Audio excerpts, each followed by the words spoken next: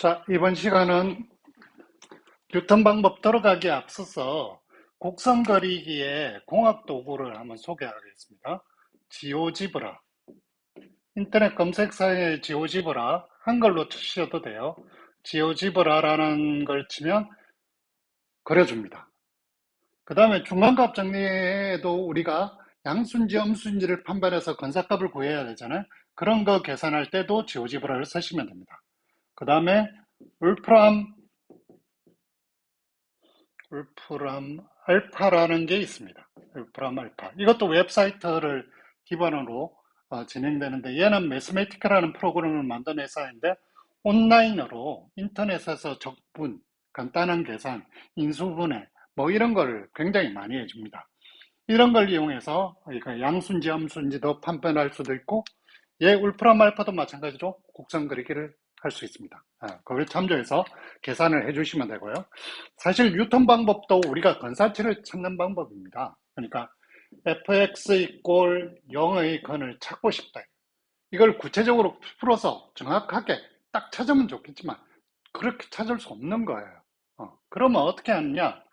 아까도 이야기했지만 y 꼴 fx라는 곡선을 그린 다음에 이렇게 여기에 근이 생기는 걸 알아요. 그죠? 여기에서 여기 사이에 근이 생기는 걸 알아요. 중간값 정리에 의해서. 알게 됐어.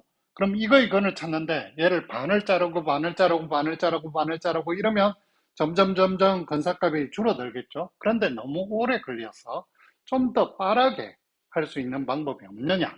이렇게 생각해서 만든 게 뉴턴 방법입니다. 예를 들어 이렇게 그려볼까요? 여기에 어떤 값이 처음에 여기의 값을 찾으려고 그래요. 그러면 여기에서 요 점의 값이 xn, fxn이 되겠죠. 그러면 그 다음에 어떻게 하느냐면 여기에서 접선을 그리는 거예요. 이런 거. 접선을 그리면 이렇게 돼서 요 점을 찾아주는 거예요. 요 점을. 그죠? 요 점을 어떻게 찾느냐? 그럼 이 파란색의 접선의 방정식은 y 꼴 f 프라임 xn 얘가 기울기고 x 빼기 xn이고 지나는 점이 fx니까 이렇게 되겠죠. 그리고 여기가 x절편을 구해야 되니까 이거 이꼴 제로를 구하면 됩니다. 그럼 x를 구하면 되니까 x 빼기 xn은 마이너스 fxn의 f 프라임 xn 이렇게 되죠.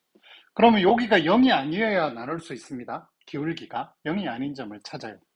그러면 x가 어떻게 되냐? xn 빼기 f 프라임 xn 분의 fxn 이렇게 되는 거예요. 그러면 이 점을 어떻게 한다? xn 플러스 1로 두는 거예요. 그럼 자 보세요. 여기에서 구했죠? 그 다음에 여기에서 접선을 하면 순식간에 아주 가까이 가잖아요. 이런 식의 수열을 만들어서 이 수열이 점점 근에 가까이 가는데 그 근의 오차를 어떻게 찾아내느냐 그런 것들이에요. 그러니까 이게 뉴턴 방법인 거죠. 뉴턴 방법. 뉴턴 메스트라고 부릅니다. 자, 예를 들어서 한번 해볼까요? 얘는 이런 게 있습니다. 코사인 x 이꼴 x 이거의 근을 찾아보려고 해요. 자, 코사인 x의 그래프는 어떻게 됩니까? x 이꼴 1이고 얘가 요렇게 되죠. 이렇게. 그러면 y 이꼴 x의 그래프는 요거니까 요 사이에 근이 있단 말이에요. 그래서 fx는 코사인 x 마이너스 x 요렇게 생각하는 거예요. 그러면 뉴턴 맥스를 하기 위해서 xn 플러스 1은 xn 빼기 f 프라임 xn 분의 fxn 요 방법으로 찾아내려고 그래요. 그러면 한번 미분해 볼까요? 그러면 코사인은 마이너스 사인 x의 마이너스 1이 되죠. 그래서 여기다가 대입하면 xn은 빼기 fxn 코사인 x 빼기 x f 프라임은 마이너스 사인 xn 마이너스 1 그렇죠. 그럼 얘를 다시 하면 xn 더하기 사인 xn 더하기 1분의 코사인 xn 빼기 xn 이렇게 되는 거예요. 자, 그러면 여기에서 요 값이 뭡니까? 2분의 파이죠. 여기가 얼마인지 모르지만 1을 한번 볼까요? 1을 넣으면 여기다가 초기칙을 x1을 1로 두는 거예요. 그럼 x2는 어떻게 돼?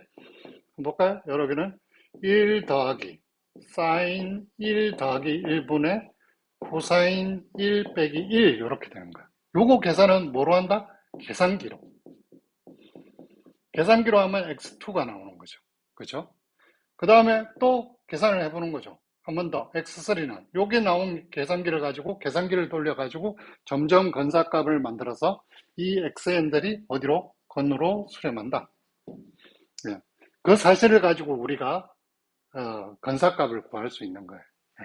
자, 이번 시간은 여기까지입니다.